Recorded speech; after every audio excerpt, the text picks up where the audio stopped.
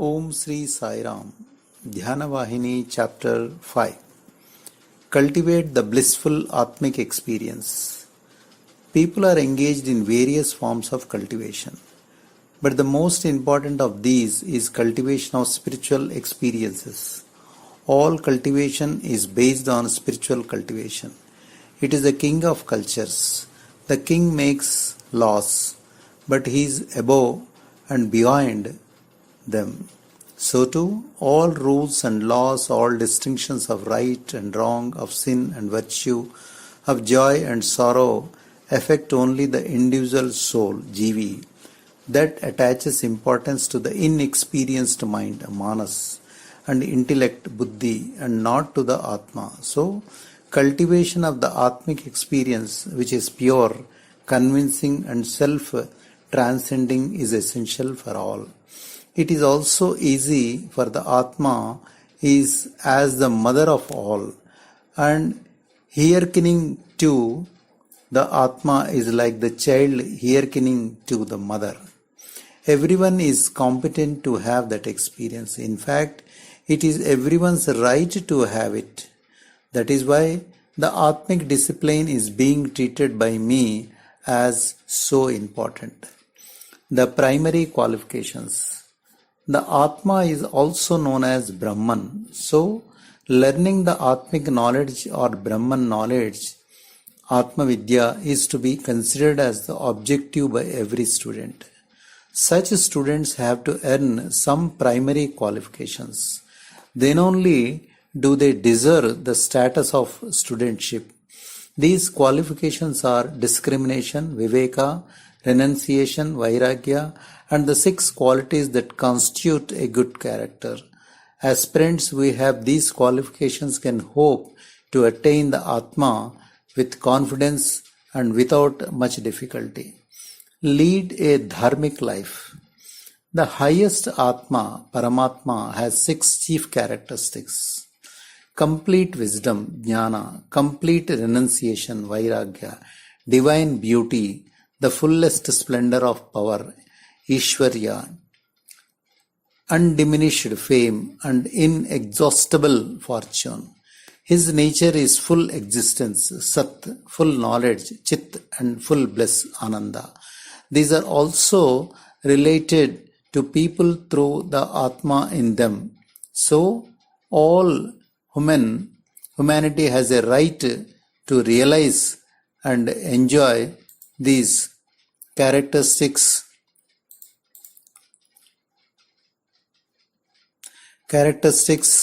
and this nature. This is its ordained duty. The trivial of the world today is due to people not performing this ordained duty. In daily life, the common person acts quite contrary to the dictates of the dharma. Of the householder grihastha, people don't follow the path laid down by the scripture shastras and by the law texts of Manusmriti.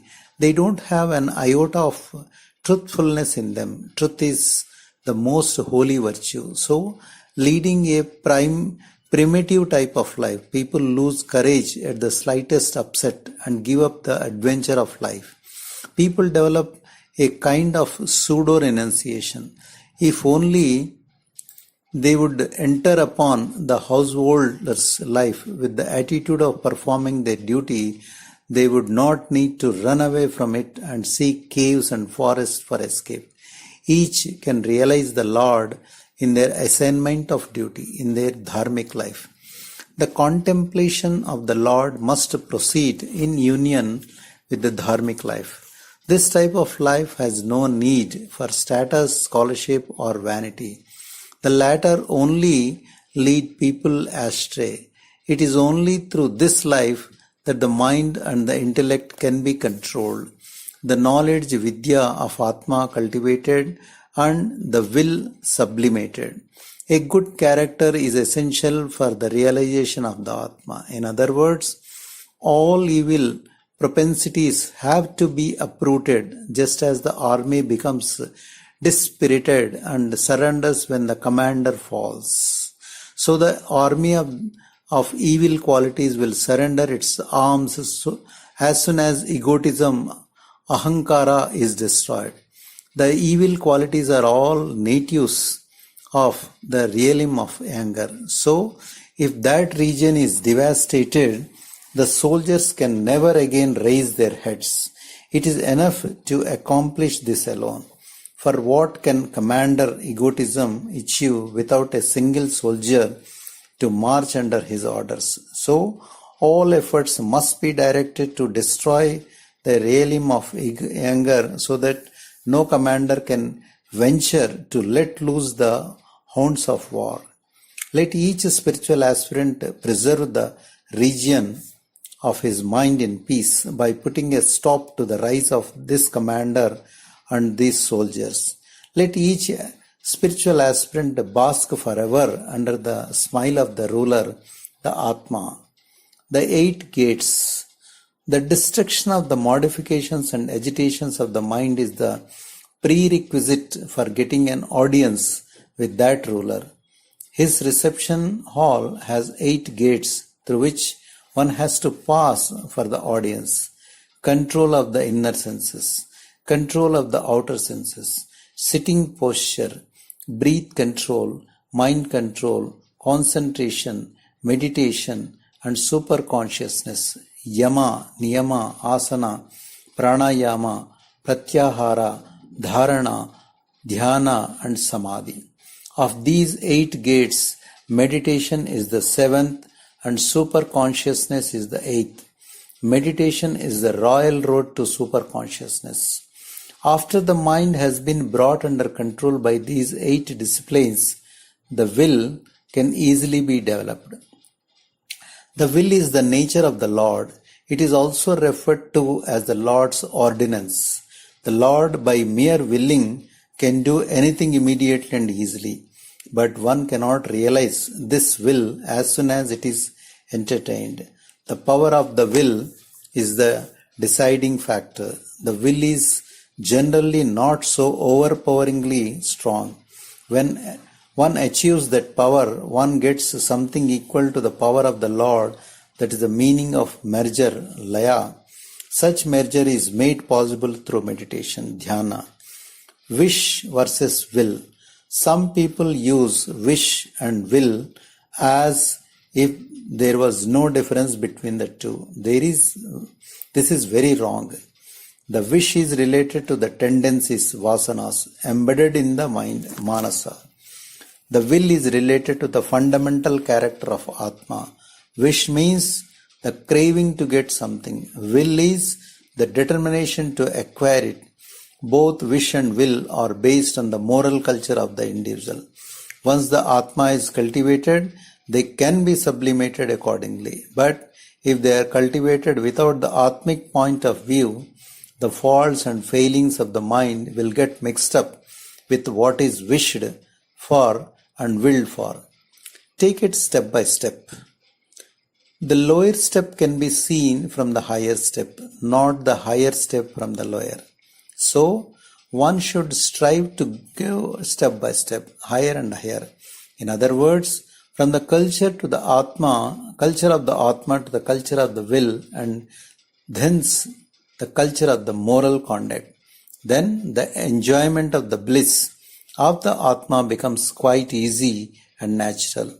When the baby is unable to walk, the mother encourages it to toddle a few steps at a time at home before it is allowed to go on the road. Instead, if it is put on the high road first, how can it learn? Besides, what of the dangers of the road? So also, first the internal factors have to be strengthened and then external factors like moral conduct become easy. Morals without the basis of internal uplift will not only be deep-seated, so the cultivation of the attitude of the Atma is primary. The aim of the spiritual practice is to remove the motive, the wish, the attachment, the yearning for the fruit. Understanding this clearly, the spiritual aspirant must not give way to any dispiritedness, despondence, or feeling of failure or doubt. The aspirant must be patient and bear things with fortitude. Therefore, the aspirant must develop within themselves enthusiasm, faith, activity, and joy. Keeping the great big result of effort constantly in view, the aspirant must boldly discard all difficulties and temptations. Since the latter are but short-lived and weak, with a little patience they can be overcome with ease. If the aspirant is not vigilant and patient, all already achieved success will melt away in an unguarded moment. Spiritual aspirants, yogis, and renunciants, sannyasins have to climb a ladder, the steps of which are argumentation, no argumentation, analysis, non-analysis, agreement, etc. Sa vitkara, vitakara, sa vichara, nirvichara, samatha, etc. No past or future. The knowledge of the world is not real knowledge. It is relative knowledge. The knowledge of the non-real, the knowledge of the eternal absolute is the real knowledge. It is acquired by meditation. The fire of meditation and yoga will reduce the sapless activities of the mind, manas, to ashes. Immediately thereafter, the knowledge, jnana of the real will flash. It will shine with undiminished effulgence. Its light will never go out. For those established in this real knowledge, there is no past and future. All ages are in the present, in the actual moment of experience. Clean and feed the mind. Just as soap is necessary to make this external body clean, repetition of the divine name, meditation, and remembrance, smarana, are needed to clean the interior mind. Just as food and drink are needed to keep the body strong, contemplation of the Lord and meditation on the Atma are needed to strengthen the mind. Without this food and drink, the mind will just totter this way and that. As long as the waves are agitating the top, the bottom cannot be seen. When the waves of desire agitate the waters of the mind, how can one see the base, the Atma? The tottering causes the waves and is caused by want of food and drink. So, clean the mind with contemplation of the Lord. Feed it with meditation on the Atma. Only meditation and spiritual practice, sadhana, can clean the depths of the mind and give it strength. Without purity and strength, the Atma recedes into the distance and peace flees. Jai Sai Ram.